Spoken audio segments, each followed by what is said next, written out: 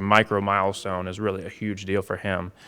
So those things are just such a big deal. I was actually showing Joel a video on Wednesday of him doing it, and it was just amazing to see his advancement, and his muscles are getting stronger, his coordination's getting better, his recognition of terms are getting better for speech, and things, the sign language that he's learning.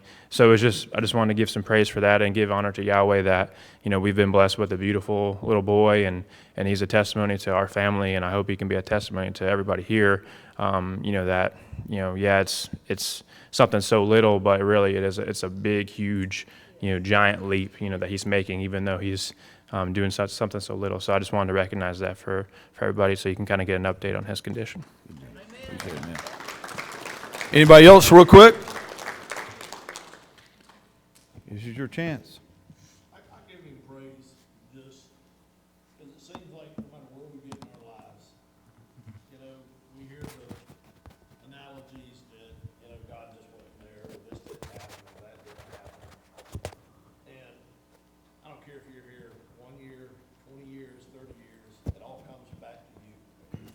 And when I find out I get in the worst place, it humbles you so much because God never leaves you, you leave him. And the power that you have when you start back talking to him puts you in a different place.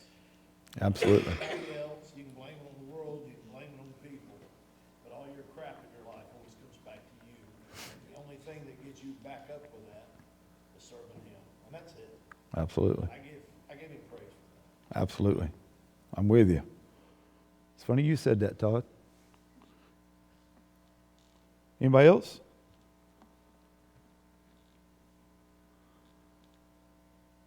I want to thank God for my wife.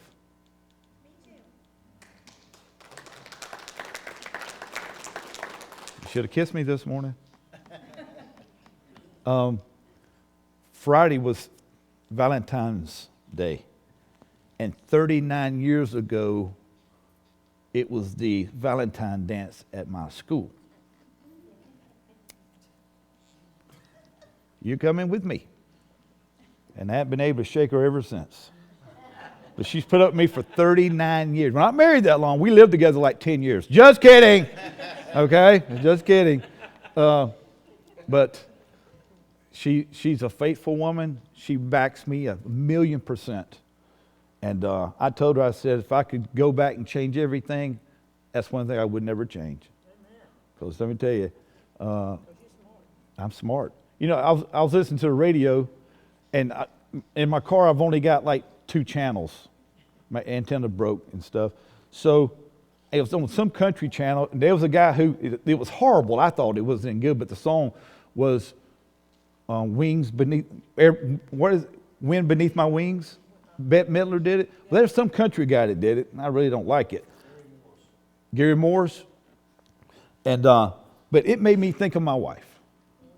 Because let me tell you, she's always in the shadows. You don't ever hear anything. But if it weren't for her, I wouldn't be here. Amen.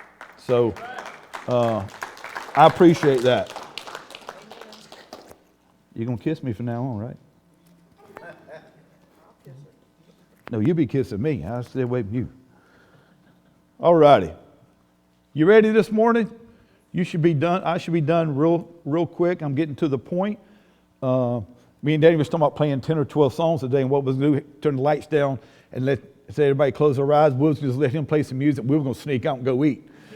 While y'all are here, I'm not sure what y'all doing because I can't see y'all out here. All I see is these lights, and so I don't know what y'all are doing.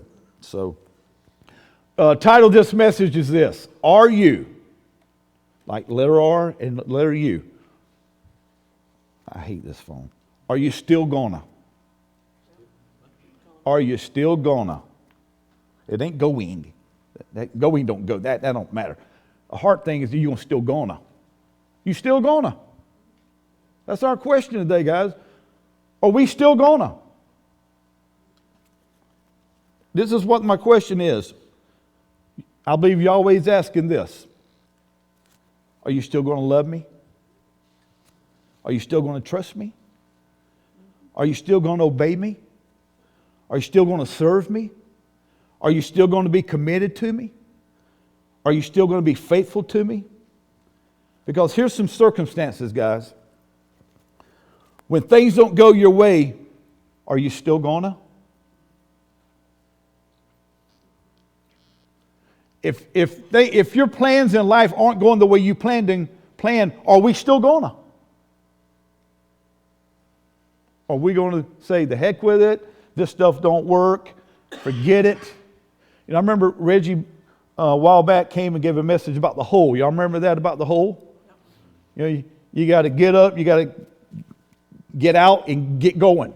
Pretty much is what it was. Pretty simple message, but a powerful message that.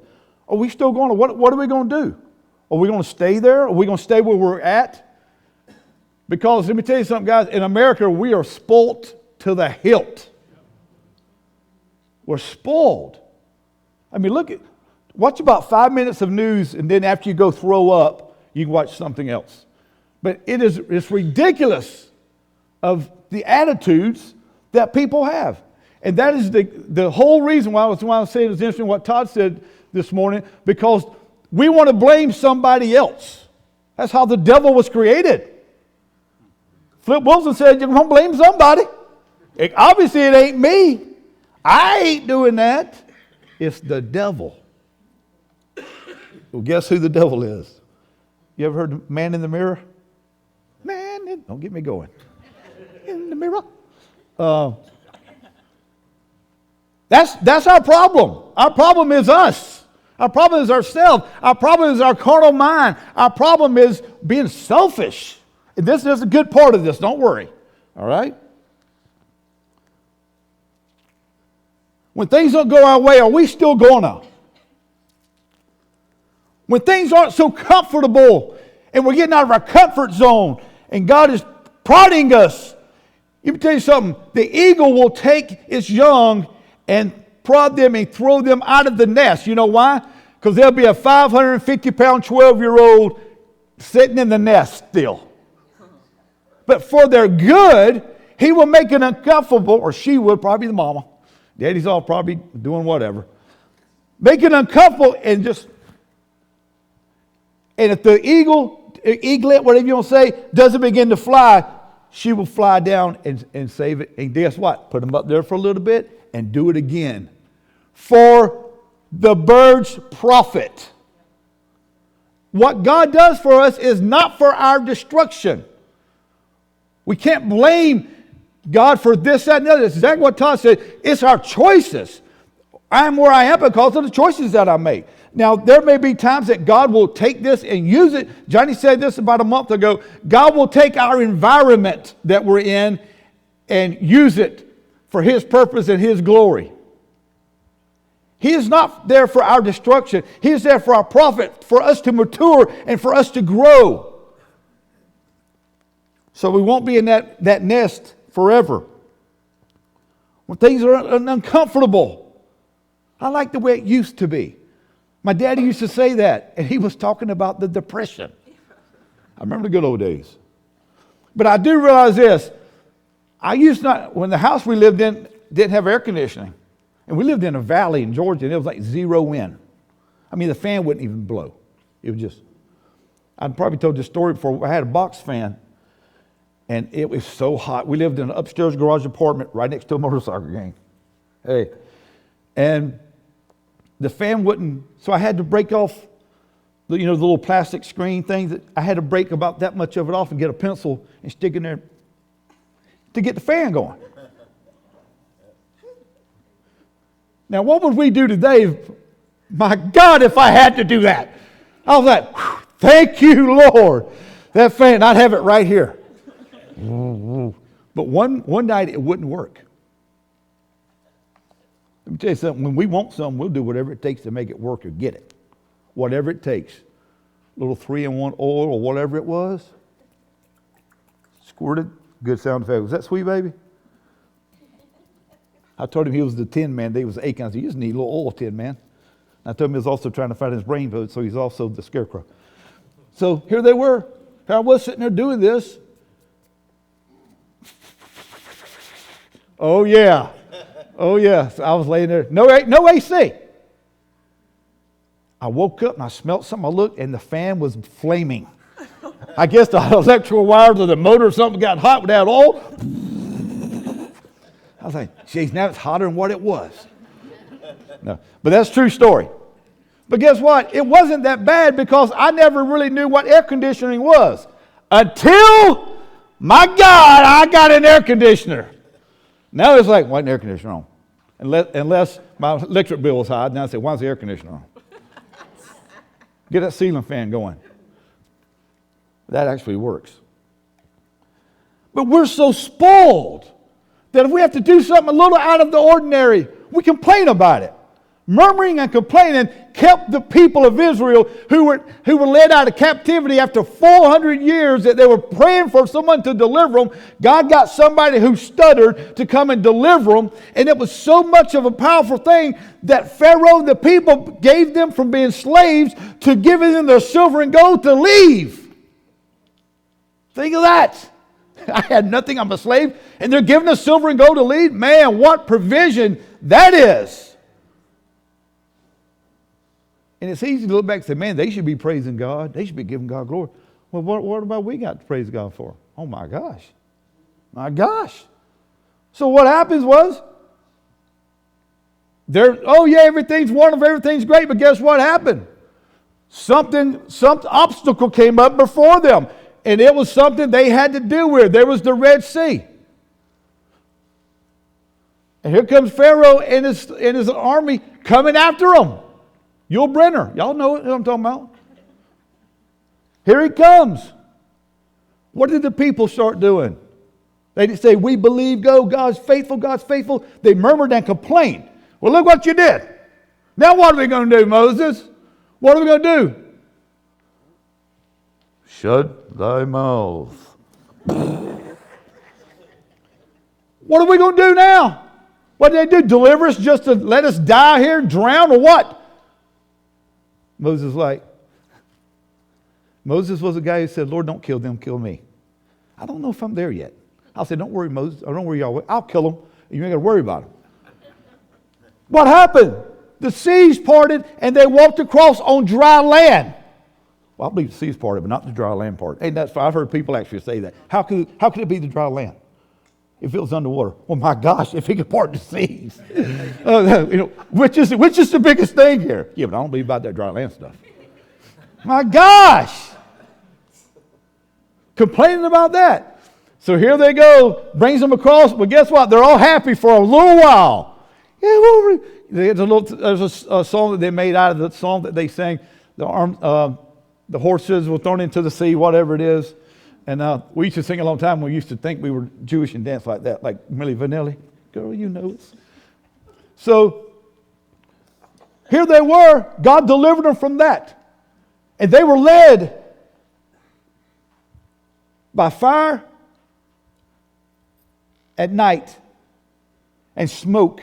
They were led. They knew the clouds. They knew where to go. They were led. Here God was miraculously doing things. Their shoes grew. I told my son, I said, you wear size 12, but you wear size 14 depending on where you cut your toenails or not, son. Slice you wide open. So, he should have been here. They still complained. They complained to the point that Moses was going up to talk to Yahweh or the Elohim. And by the time he got back, they done got all their gold together that was given to them.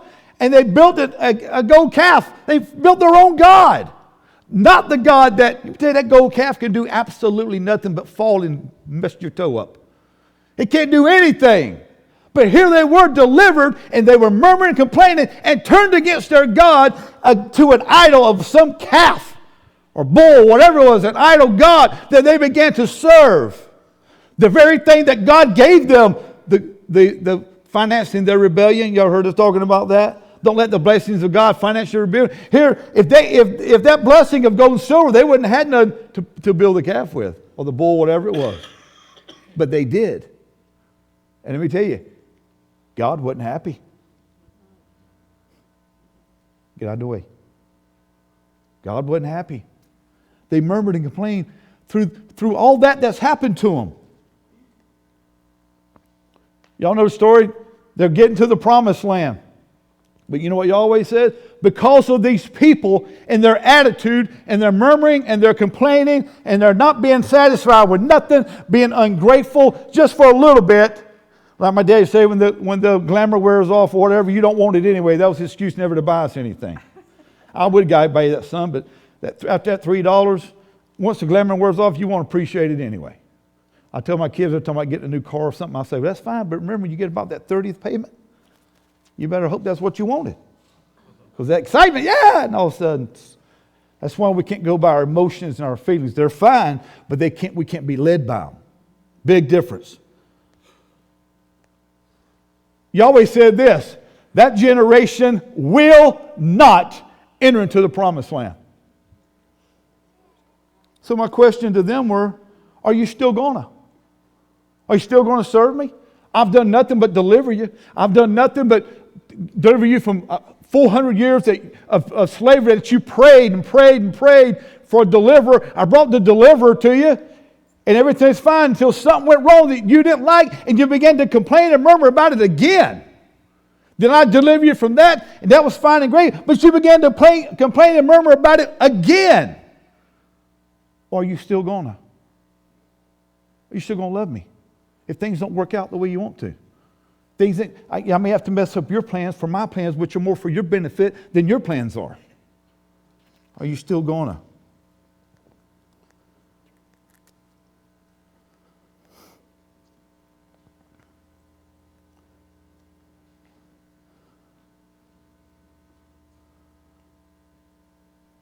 When things don't go your way, are you still gonna?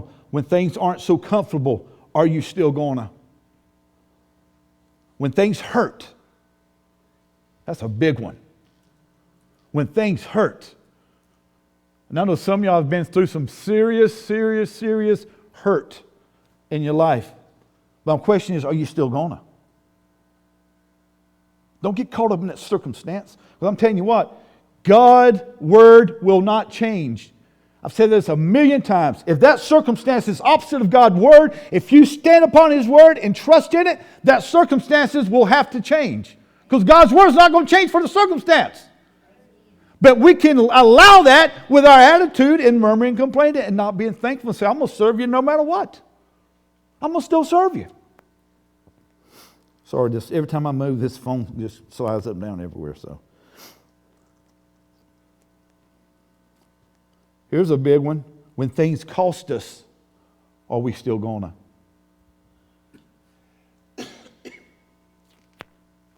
When the storm comes, are we still gonna? I hate when hurricanes come in because I don't mind anything, but if my power goes off, that's why I got to ask God. I don't know if I'm still going to be able to endure this, God. My power's off. But let me tell you, you can put money in the bank on it. Every time a hurricane blows through here, it blows everything with it. And that next few days is blue sky, just as beautiful, perfect weather that you could imagine. But it took going through the storm to get all the crap out of the way, so the blessings of God and stuff, and get us to a place that we're supposed to be with Him, and we can appreciate that. Because we didn't quit in the storm. I'm still gonna. Are you? I am. Still gonna. Here we go. When we go through the fire, are we still gonna?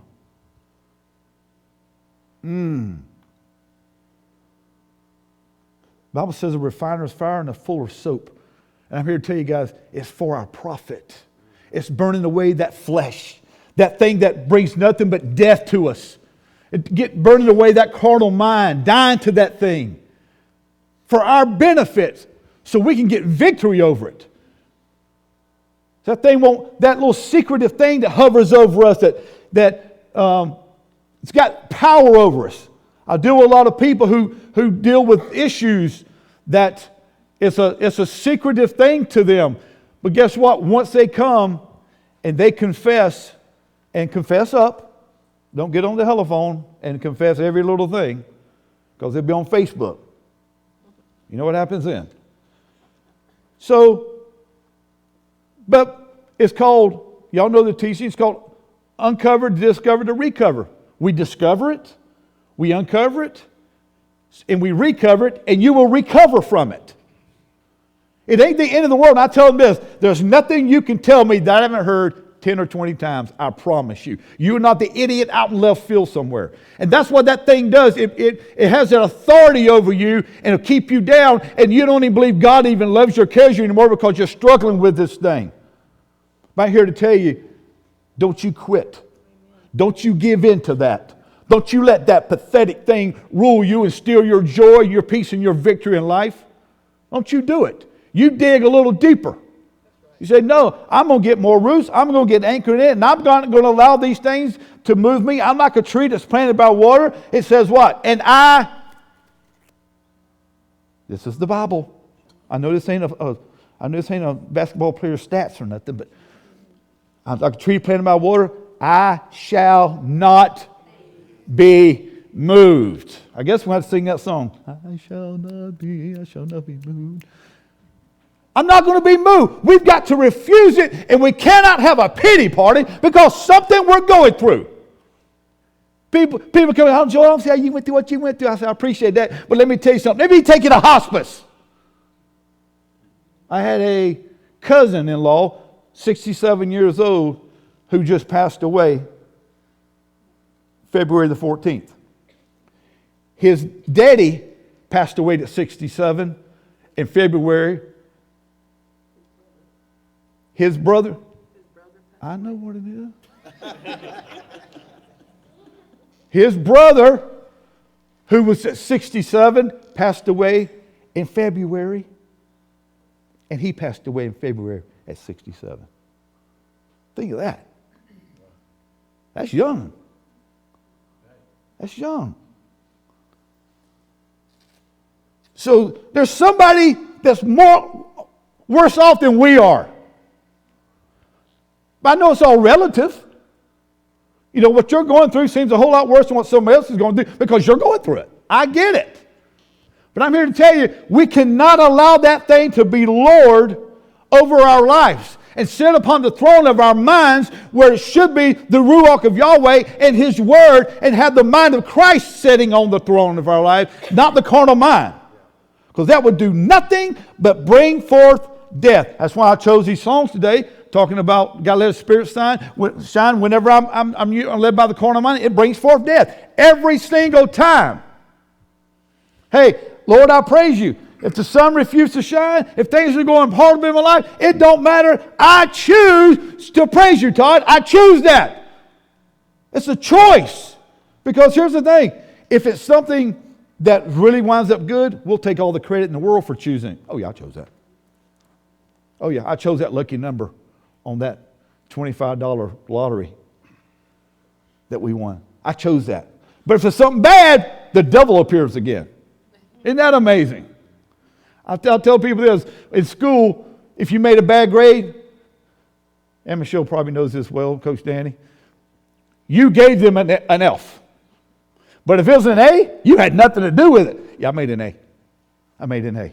If it's F, they'll come on. Yeah, that teacher don't like me, so she gave me an F. What an attitude that is. You know what that's called? That's called the American gospel. That's what that's called. It's called today's society.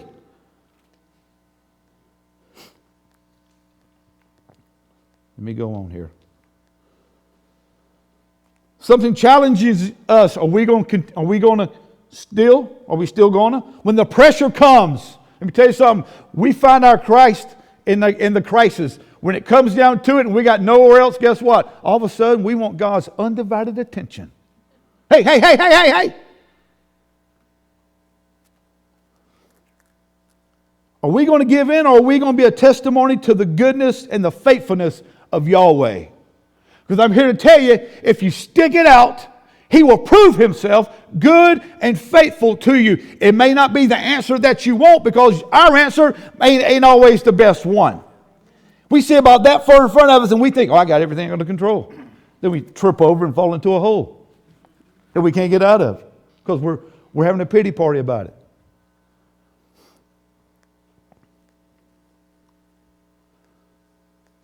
when the pressure comes.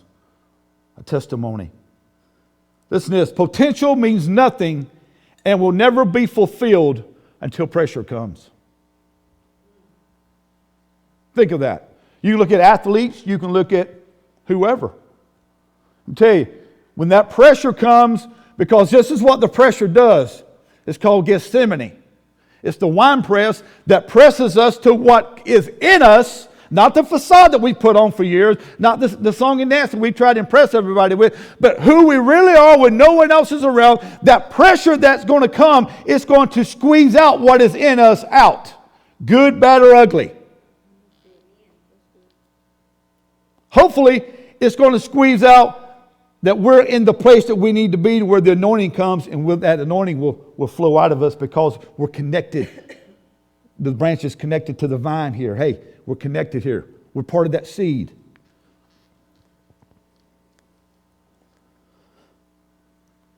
Potential means nothing and will never be fulfilled until pressure. Danny probably knows a lot of great basketball players. But guess what? If they're never pressured, if they're never challenged, if they're never pushed, they will be mediocre and be settled exactly where they're at and probably degress. Because let me tell you, age don't wait on anybody.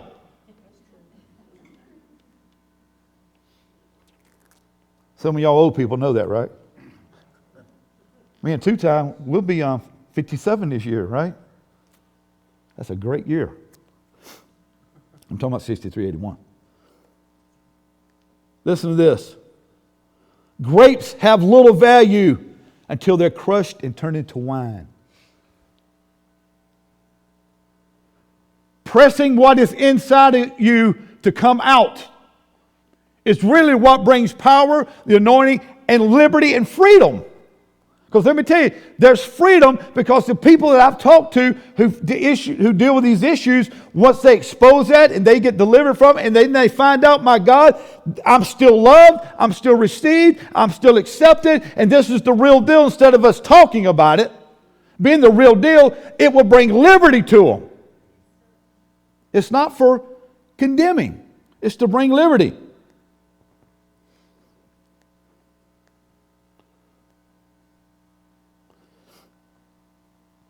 Sorry. Olives need to be pressed and crushed in order to become olive oil. Y'all like olive oil? I love olive oil.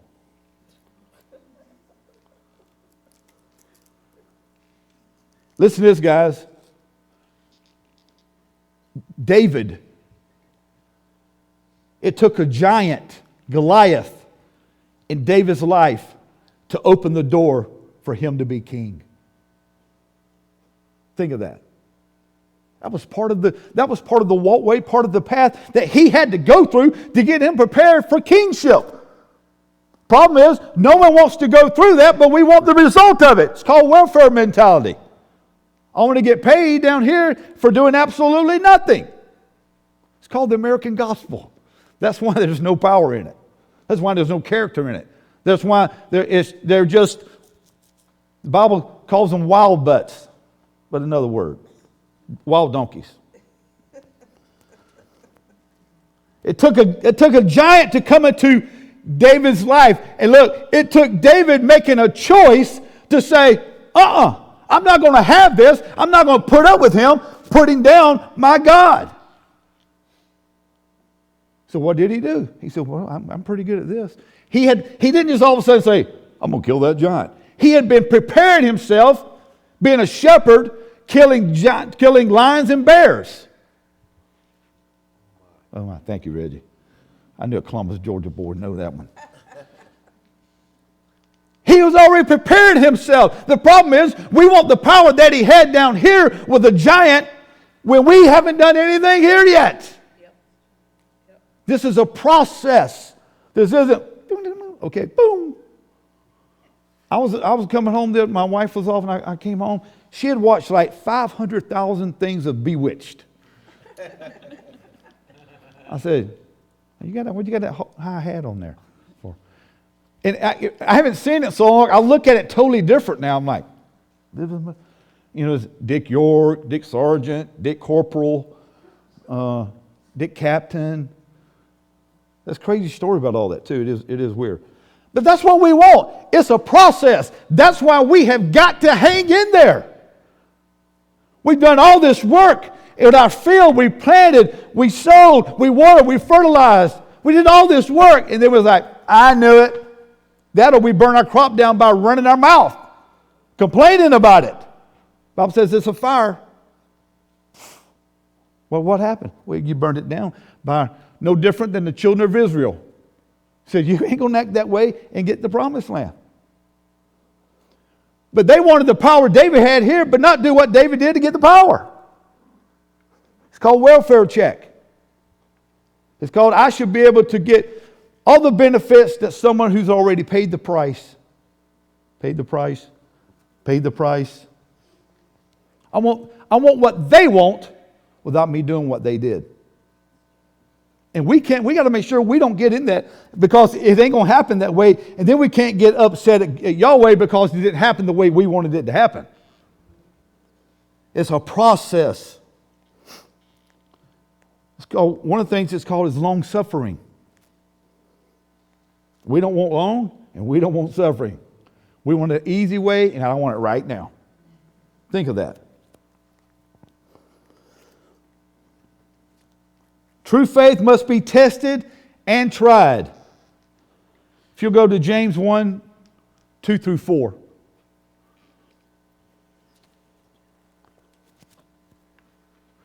My brethren, count it all what? Joy? What? What's up with that? Count it all joy when you fall into diverse temptations. What's the next verse? Knowing this, that the trying of your what? Worketh what, Corey? Wednesday night we had a little bit of praise and worship for Corey. His family was bragging on him, and I let him brag.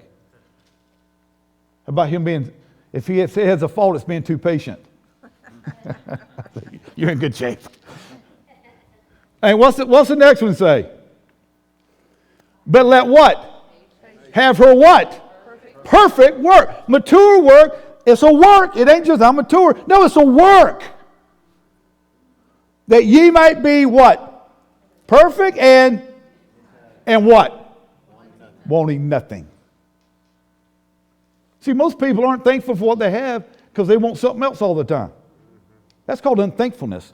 I can't take it when someone doesn't appreciate something and they expect something. Man. That's why I'm so thankful for what Yahweh has done. He showed me the way. There's this little saying that says this. I'm getting ahead of myself, but I'm just being led of the Spirit. Yahweh will go before you,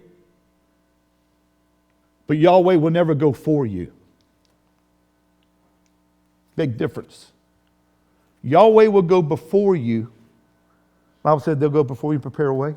But He won't go for you. You got to do it. So work. You got to do it. And the American gospel says that you ain't got to do nothing. Yeah, you do. Because faith without works is what? Dead. It's dead. Wanting nothing. Let me tell you, when we become mature and we become entire, we will not be enticed by things of this world or anything else, because I'm so full of the things of God, there's no vacancy signs blinking. Got room for that. How could you offer me that for what I have? I have righteousness, peace, and joy in the Holy Ghost. What are you going to give me that this world has to offer me that will fulfill me of that? That's why millionaires today commit suicide. Because it's things that they think is going to fulfill them that they've worked so far and so hard for. You know, Johnny says this way, the conduct that of success, but it's on the wrong wall. All that work, if we'd returned it toward the things of Yahweh, think where we would be. The time, money, effort that we spend on things that all temporal don't matter. That's one of the things that I said, you know, are we still going on these things? That's temporal. Everything I mentioned was temporal. When the pressure comes, guess what? The pressure is going to eventually go away. But if we quit, we're stuck in it because we never get delivered from it. But that's one of the things that will. He says, count it all joy. Because guess what? If you walk it out and you still gonna You'll be delivered from it and you won't have need of nothing. You won't even have to go into debt for something because you ain't something you got to have. It's amazing. True faith must be tested and tried. That word trying means this. Listen to this. Tested trustworthiness. That's part of it.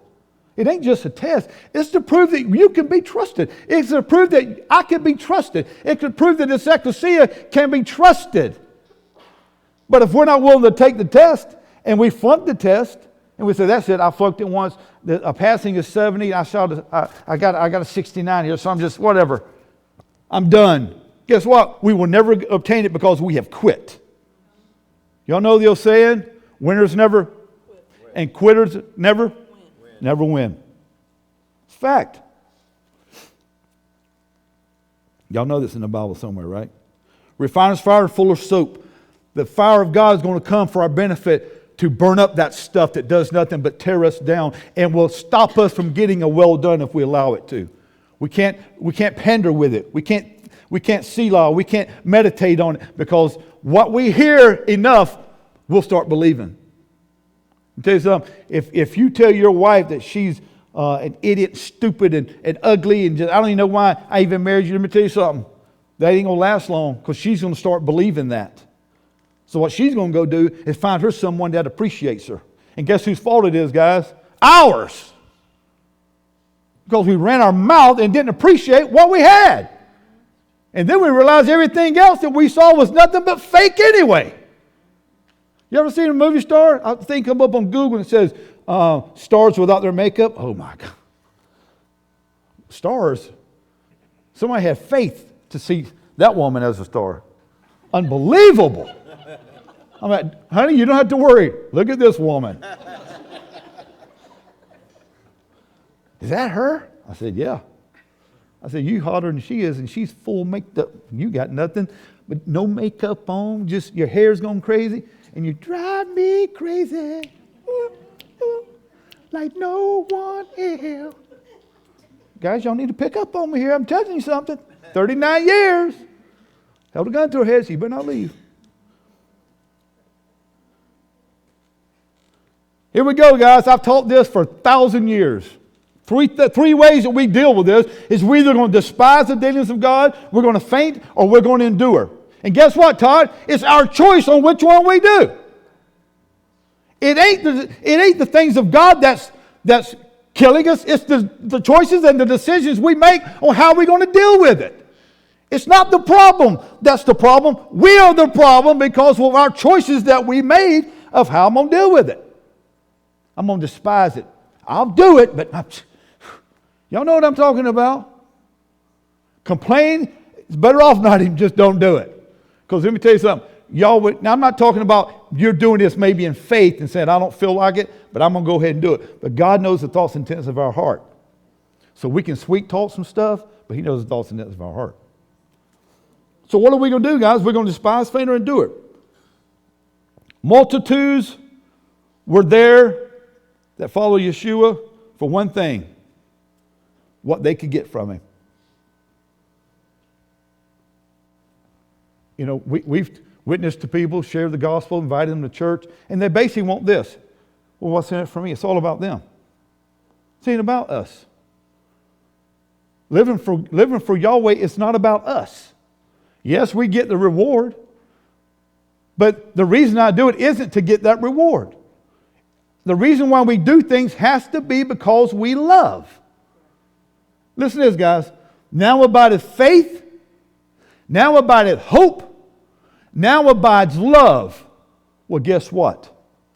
Out of those three, love is the greatest because it covers all the other ones. I can have faith, don't mean I love you. I can have faith in something. I can have hope in something. That doesn't mean I love you. But if I love you, I'm going to have some faith and I'm going to have some hope for you. That's the difference. Give me some love and everything else will follow. Faith will be out there somewhere else, you know. Oh, well, I believe it. Well, why do you believe it? Because I think if I talk to this guy enough, he'll give me a good deal on this car. No. Love God, trust Him, and don't go around making our choices by our carnal mind, because we will make the wrong choice every single time instead of waiting upon the Lord for His provision for it. Now, I'm not talking about if there's a bill that needs to be paid, you need to pay a bill. I'm not talking about that. Say, well, I'm just waiting on the Lord to. I'm not talking about being stupid about it, but I'm talking about trusting God, loving God. Me being earthly father would want my children to have what's right. How much more does our Heavenly Father want? But He loves us enough not to just say, here, because He knows that there's absolutely no character of Him involved in that. But when they have to pay the price and they have to sacrifice and they die to themselves, that's when the fruits come forth. Because it has to die. I tell you, are we still gonna? Even if He asks us to die? If we see beyond what the real truth is, it's for our benefit. It's to help get us at well done. Because until we die to the things of this world and my own flesh, I'm not going to get that. Because I love those things more than I do God. And there's a lot of ways of proving that. Proof's in the pudding. I talked a little bit Wednesday night. I brought this up. I said, look, fruits is just a product. Fruits should not, and I'm not saying not work at them, but let me tell you, fruits are not something you got to labor to do. It is the product of what is in the seed. I've said this 1 billion times. If there's an apple seed, I promise you, and you can say, I know, I put an apple, I put oranges come out. Guess what? I promise you that was not an apple seed that you put in the ground. It was an orange seed. I promise you every single time. So that is nothing more than a product. It is something that should come forth out of us without saying, well, let me see. I gotta love somebody. It should be a product of the Spirit of Yahweh, the Ruach, and us being connected to the vine and bringing forth what is coming from there in us. We should bear it. It should just pop up. But there's things that we cannot allow to do. Y'all remember Apostle Johnny talking about the things about the birds? I'm not talking about the birds and the bees, some of you guys. But the birds in the tree, the mustard seed and all that. And for the birds, what the birds do? They come and eat the fruit. So we got to be careful what we allow to get around us and who we associate with and who we... I know I'm not talking about things people you work with. I'm not talking about that. But I'm talking about things that we allow other people to influence us into other than what we should be influenced by. Because let me tell you, we've had this teaching forever. It'll rob you of your oil. I had oil. What happened? We'll get in that in just a minute. All right, let me see here. Y'all have heard this before. Ships don't sink because of the water that is around them. But they sink by the water that's what? In them. Be careful. Be careful what we have in. And let me tell you, we should be producing the fruits of the Spirit. It should be just a production of us. And if we don't have it, we better check and find out what we are allowing in us. Because it's the works. There's a big difference. You know, the works of the flesh. Big difference. The gifts of the Spirit. See the difference? The works of the flesh.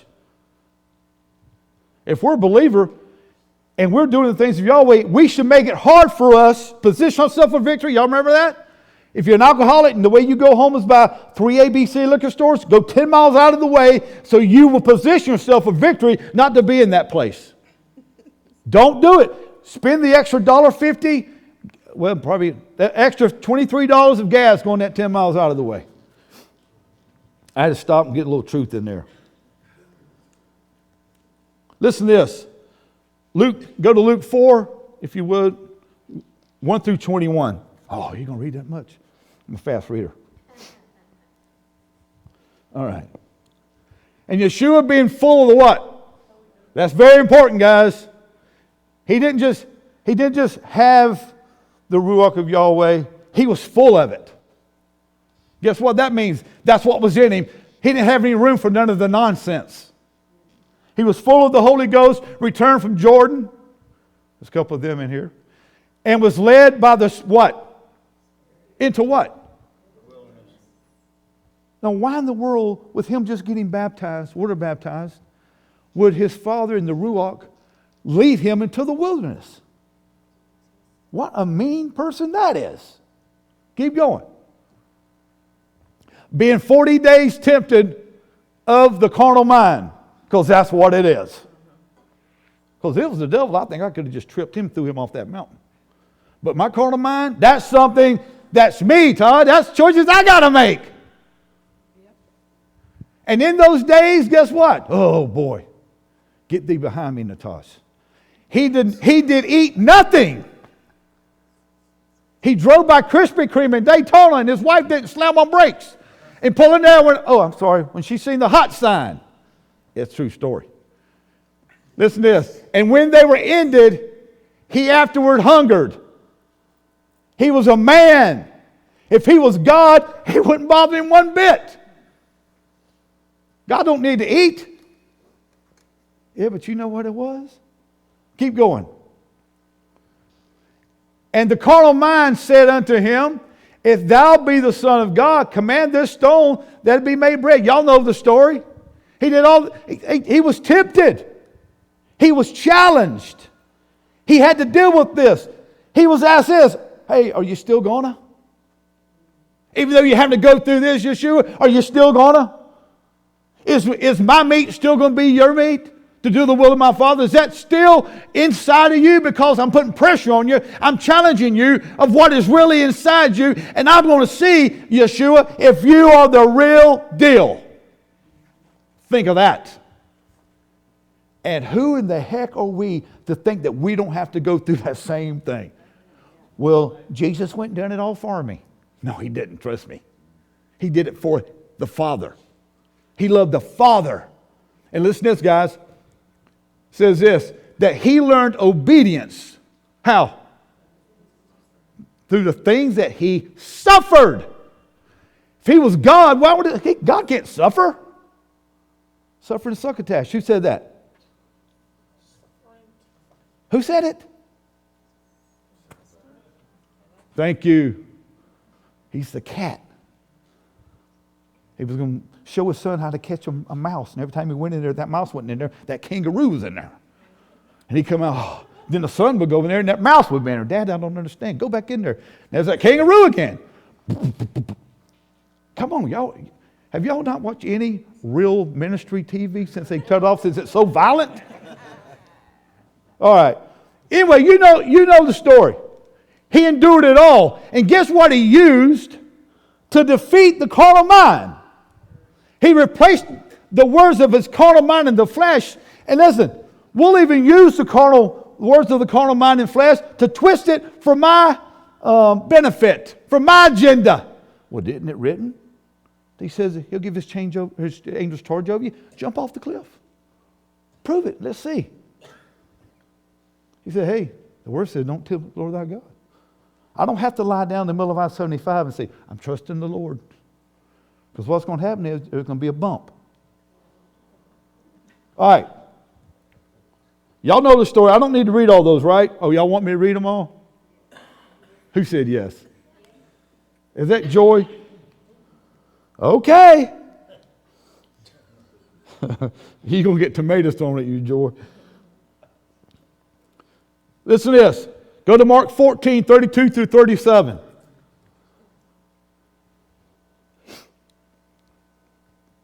And they came to a place which was named what?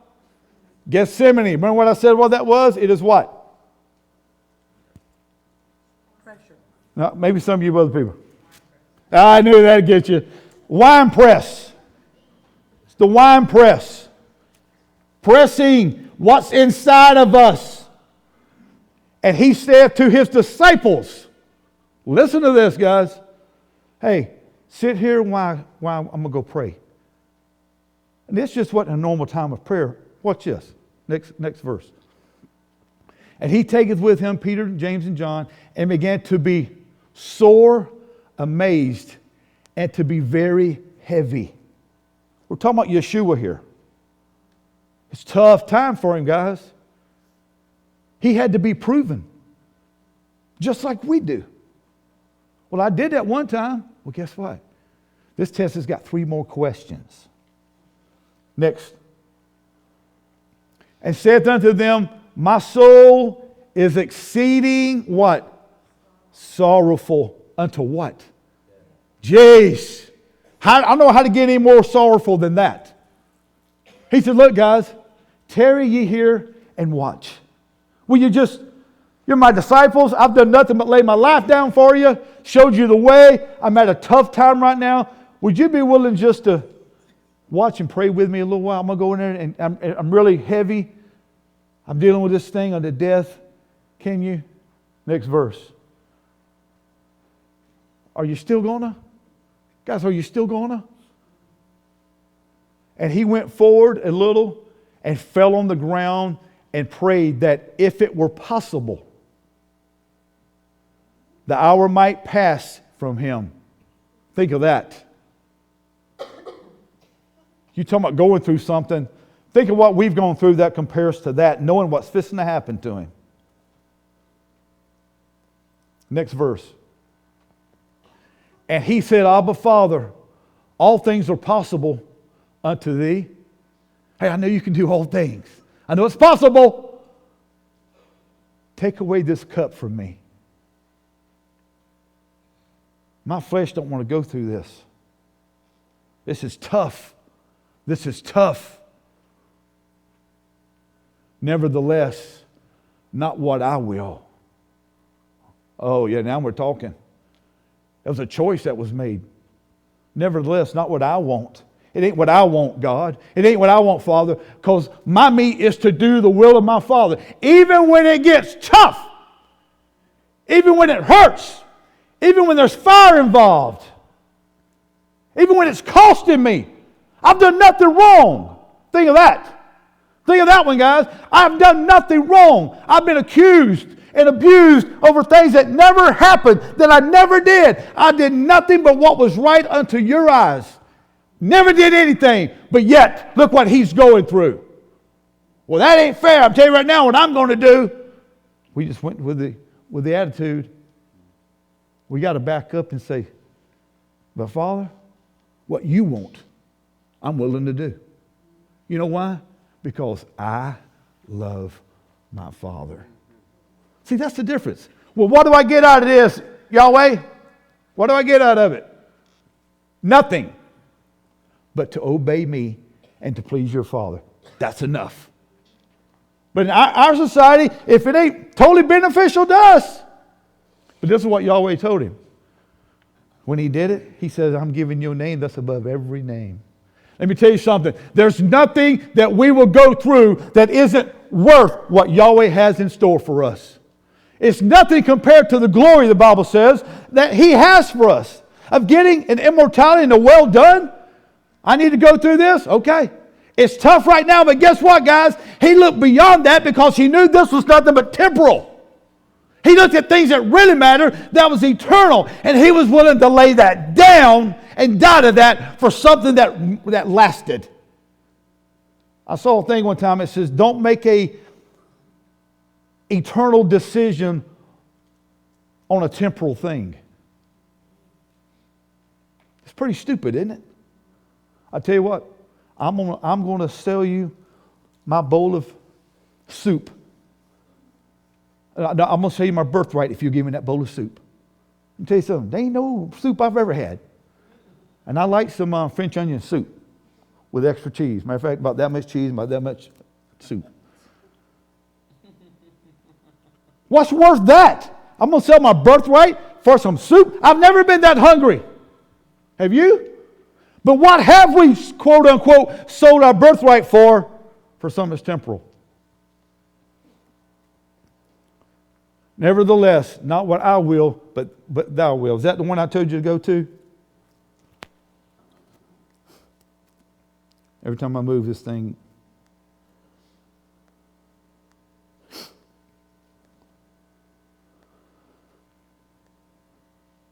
Okay. Job 13:15. You ain't got to go there. Job said, though he slay me, yet will I trust him. What? I've lost everything. But yeah, I still trust him. That's some trust, guys. Everything I liked, everything I worked for, everything I wanted, I've lost. But I still trust him. Think of that. They knew something. There was something that they knew was more valuable than what we have to offer here in this world. Something's way more valuable. 2 Corinthians 12:7-10 basically talks about Paul's thorn in the side. My grace, it says my grace is sufficient. He wanted to be delivered. He asked 3 times, Lord, deliver me from this thorn in my side. I want you to deliver. I'm telling you right now, I'm going to count to 3, and you better deliver me from that. Any parent ever told you that? I'm going to count to 324. I'm like, whip him! There's been a story. I'm going to count to 45. They're at 48, 49. Whip him! He asked 3 times, deliver me. But he says, my grace is sufficient. Listen to this. That word grace doesn't mean what we've been told over our lives what it means. This is what it means. A divine influence upon the heart. Woo! Did y'all hear what I just said? That's grace that we're talking about. A divine influence on Paul's heart. Guess what he did? He used that and changed his heart with it. So guess what? It quit bothering him as much as it did. I'm going to prove it. Listen to me here. No, I'm not going to deliver you from it, Paul. You're going to walk through it. It ain't going to be no poof be gone. Because let me tell you, easy come, easy go. When we can deliver something so quick and it quote unquote don't cost us nothing, it's easy to slip right back in it. He says, my grace is sufficient. A divine influence upon the heart. And it's the reflection in the life, listen to this, including gratitude.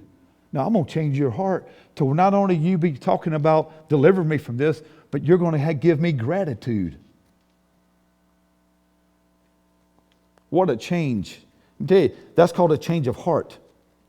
That's a change of heart, guys. You don't just change your mind and flip over a leaf.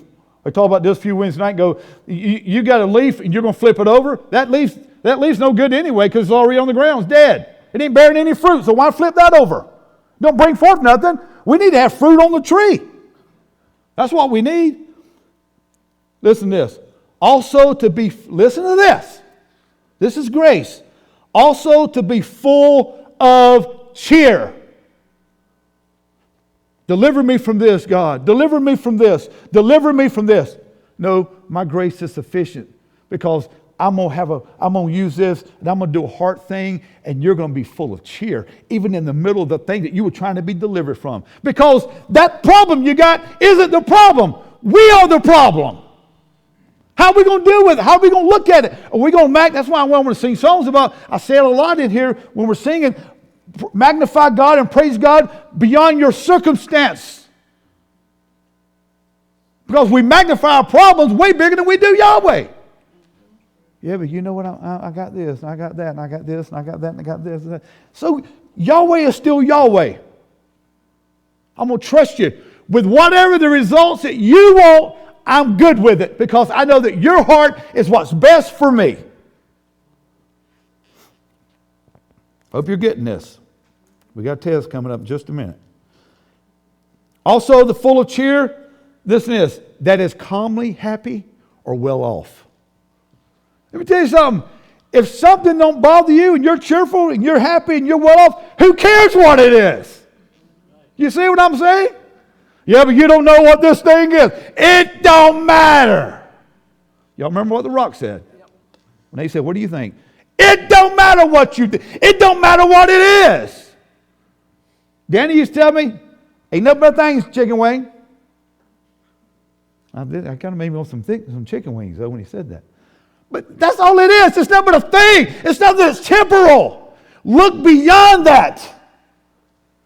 through the eyes of Yahweh. Have some eternal vision here. Listen to this. It's sufficient. This is what sufficient means. You ready for this? Raising a barrier. Woo, that makes me want to hit somebody. You hear me? Yahweh said this, I'm going to change your heart, and you're going to be cheerful because I'm going to raise a barrier. You think Trump raising that wall is going to do something? Yahweh says he's going to raise a barrier. Now watch this verse. I don't know if I put it down. But it's Isaiah 59:19 says, when the enemy, not the devil, but when the enemy, people read it this way, when the enemy comes in like a flood, God raises a standard against it. Because they put commas. You know, like, I tell you, today you'll be in paradise. Well, it's saying, I tell you today, you'll be with me in paradise. But what if it's saying this, guys? Not that when the enemy comes in like a flood, I'll raise a standard. What if it says this? When the enemy comes in like a flood, I'll raise a standard. You thought, are we giving this thing so much powerful than Yahweh? Yahweh barely defeated the devil. What? So there's a barrier that he's raising. He says that barrier is to ward off, to avail, satisfactory, to be content. Now we're talking about what Paul's going through, that he has, can I be delivered from this 3 times? A thorn in the flesh. I need to be delivered from this. No, my grace, I'm going to do a heart thing here, and you're going to be cheerful even in the middle of that, because I'm going to raise up a barrier that's going to be satisfactory, and you're going to be content. It's going to be enough, it's going to be suffice, and it's going to be sufficient. My grace is sufficient. Isaiah, when we read about the thing, of course you know about Daniel chapter 3 about Shadrach, Meshach, and Abednego. Y'all know about that. Say, look, if the music starts, everybody bows down and worships. Well, they didn't. King kind of liked them, brought them in and said, look, guys, I've told you didn't bow down to worship. So when the music starts, you need to bow down to worship now. And they told him this. Look, they say that, trying to exactly what the word says, we don't say this. Basically, they're not saying, we're not afraid to tell you this. He said, we will not bow down. Do you hear me? We will not bow down, for our God is able and will deliver us. Because they said if you don't bow down, you get thrown into the fiery furnace, which was made to build bricks or whatever. Pretty hot. But even if he doesn't, we've read that so many times, like, yeah, but even if you don't, I'm not going to do it. No, let me tell you something. They said he will, and he's able to, and he will, but I'm here to tell you this. Even if he doesn't deliver us from it, we're still not going to bow down. Y'all see the difference? Well, they're taking us. They didn't bow down, so guess what they did? Army guys went and got them and started taking. Well, maybe we should start bowing down because these guys are serious. I hate this thing. These guys are serious. They're really going to do what they said. They're serious. Guess what? So is the 3 Hebrew children. So it said. It was so hot, the Bible says, when the ones who threw them in were consumed by it. And then when the king went and looked, there was a 4th one in there. Y'all know the story. We used to teach it this way. They didn't even have smoke on them. And you couldn't even walk through the Quick King years ago without having smoke on you. Me and Johnny would stop and get coffee on Sunday morning. Quick King, we come out, you think we've been in the bar all night, drinking and smoking cigarettes. I mean, we smelled like, it didn't take long, just walk in. Like the smoking section, no smoking section. The back of the bench started the non-smoking section. All right. John 15, 1 through 8, vine and the branches. If you'll go there real quick. I'm almost done with the first page. It says, I am the true vine and my Father the husband. I know we've talked about this, but I want you to take this for what we're talking about. Keep going. I think we're going through 8. Every branch in me that beareth not fruit, he taketh away, and every branch that beareth fruit, he purges it, that it may bring forth more fruit. So if we're not bearing fruit, we're going to be taken away. But if we're bearing fruit, guess what's still going to happen? We're still going to be purged and pruned. Why? So we can bring forth more fruit. Keep going. Now ye are clean through the word which I have spoken unto you. Abide in me, and I'm in you, as the branch cannot bear fruit of itself, except it abide in the vine. No more can ye, except ye abide in me. Keep going. I think we're going to 8. I am the vine, you are the branches. He that abideth in me, and I in him, the same bringeth forth what? What kind of fruit? Much fruit. Much fruit. For without me, you can do nothing. Keep going. Did I say go to 6 or 8? Did I say 6? You're outvoted. Go to 7. Ye abide in me, and my words abide in you. You shall ask what ye will, and it shall be done unto you. Next verse. Listen. Herein. Now, what do you think he's talking about herein? What does that mean to you? Herein. Not like, hey, are you here in the room? I'm not talking about that. Herein is my Father glorified. How is my Father glorified? Huh? Okay. Herein is my Father glorified. But what are we talking about that is glorifying the Father? If you read the next line. What? Not just fruit. Much fruit. Much fruit. That ye bear much fruit, so shall ye be my disciples. Herein is the Father glorified. Not that we just don't have fruit, but we have much fruit. You know, if you're a young tree, okay, I can understand you have a couple of things of fruit there. But when we're a tree that's been there a long time, it should be just hanging everywhere. And watch this. The fruit is not for you. Your fruit is not for you. Your fruit is for me. My fruit is for you. You've got something I need. I got something you need. We partake of one another. It's called ecclesia. It's called the body. We partake of one another. If all I did was ate what was on me, that'd be real boring. But it's one another, us coming together, fitly joined together. Everyone supplying some fruit for one another. Fruit. Much fruit. Not for you to partake of, but for someone else to partake of you. Big difference. Are we still gonna? Are we still gonna? I'm going to end with this. I kind of said it already, but these are the product of the seed. And the key is this. We pretty much are going to bear fruit. And depending on whether it's a godly fruit or an ungodly fruit depends on what the seed is that we have allowed to be planted in our life, or we have planted ourselves in our life.